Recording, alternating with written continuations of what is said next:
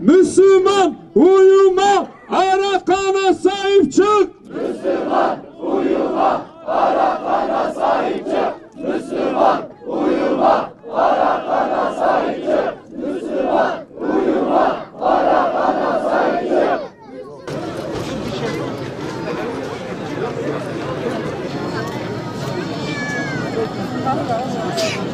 Zalimler için yaşasın cehennem. Zalimler için yaşasın cehennem.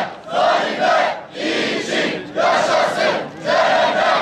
Zalimler için yaşasın cehennem. İşlemiş aralar intikam, intikam. İşlemiş aralar intikam, intikam. Zulüm, kan, katliam, işkence, vahşet, barbarlık gibi ifadelerin dilimizden hiç düşmediği ve maalesef sıradanlaştığı son yıllarda İslam ümmetinin yaşadığı acı ve keder Arakan'dan dünyaya yansıdığı gibi kahredici olmamıştı. Müslüman kardeşlerimizin diri diri yakıldığı, bedenlerinin acımasızca parçalandığı görüntüler karşısında susmak, sessiz kalmak, harekete geçmemek, yapılan katliamlara ortak olmakla eşdeğer olduğu bilinmelidir. Müslüman kanının deryalar oluşturduğu günümüzde kimi okyanus ötesinden gelir topraklarımızı işgal eder, fitne tohumları eker, suni savaşlarla canımızdan canlar koparır. Kimi de bulunduğumuz topraklarda firavunlaşır, karunluk sevdasıyla bedenlerimizi tarifi ve ifadesi literatürde olmayan yöntemlerle parçalar. Mezhepçilik, ulusalcı bağnazlık, ben merkeziyetçilik ve ümmet olgusunu parçalayan daha nice akımlar, fasit düşünceler günümüz Müslümanlarını, bireyleri, toplumları, ülke yönetimlerini esir almış, karanlık bir girdaba sokarak gaflete düşürmüştür. Bu nedenle başta Myanmar'da Budist çeteler eliyle çocuklarımız vahşice katledilmekte, bacılarımızın namusuna el uzatılmaktadır. Budistler için yaşasın cehennem! Amerikan postaları bedenlerimizi Siyonist şebekeler mukaddasatımızı çiğnemektedirler. Bugünlerde şahit olduğumuz Arakan Müslümanlarının yaşadıkları yeni vuku bulan saldırılar değildir. Gerçek olan bu sorunun soykırım hesaplarının yüzyıllardır varoluşudur. Ve maalesef bir gerçek daha var ki bu zulmü yaşayan Müslümanlar İslam dünyası tarafından bir hakkın sahiplenilmemiştir. Bilişim çağı, kitle iletişim araçlarının hiperaktif oluşu bugün itibarıyla İslam ümmetine tüm gerçekleri yaşanan mazlumiyeti ifşa etmektedir. Dünya zalimlerinin cürümleri çuvallara değil, karanlık gecelere sığmayacak kadar uzamıştır.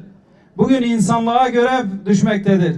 Zalimlerin insanlık dışı eylemlerini artık görüp eyvallah etmemeleridir. Zulmü en güçlü yöntemlerle zalimlerin yüzüne çarpmaktır. Arakan, dünya Müslümanları için hem bireysel hem de kurumsal olarak büyük bir imtihandır.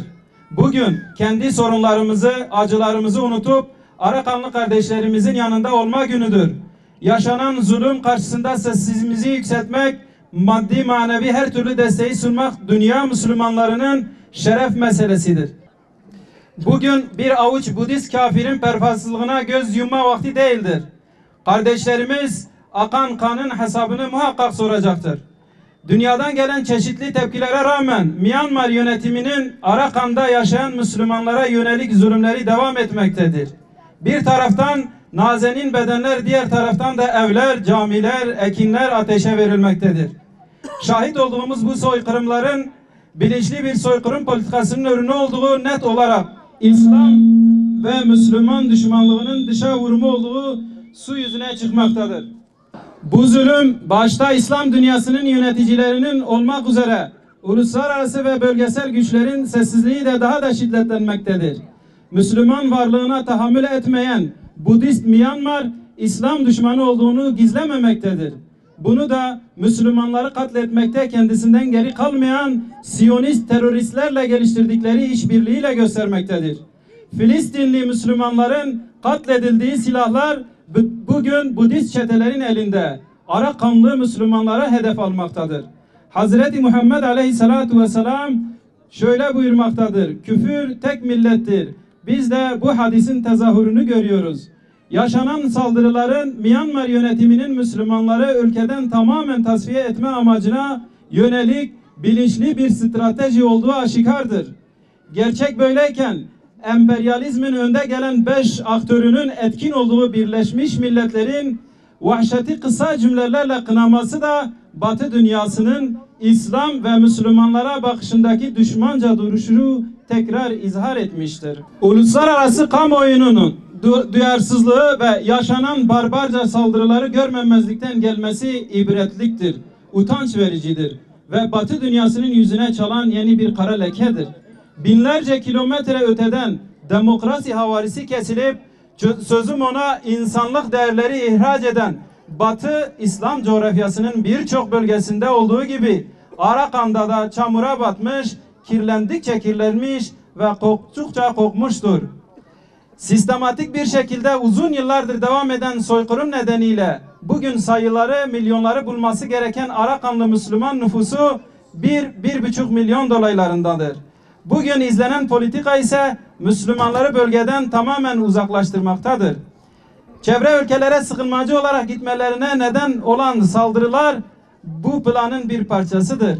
Her ne gerekçe olursa olsun Arakanlı Müslümanların kendi topraklarında özgürce yaşamalarının zemini oluşturulmalı, bu yönde etkin adımlar atılmalıdır.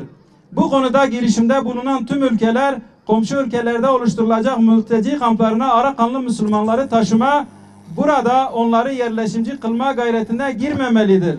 Tam tersi bir süreliğine geçici tedbir olarak bu yola başvurabilmelidir.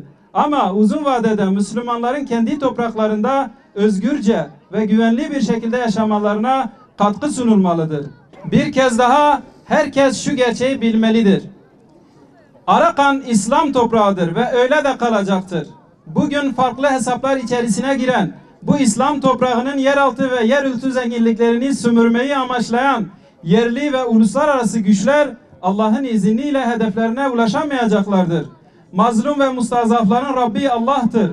Onun hesabı tüm hesaplara ve planlara galebe çalacaktır.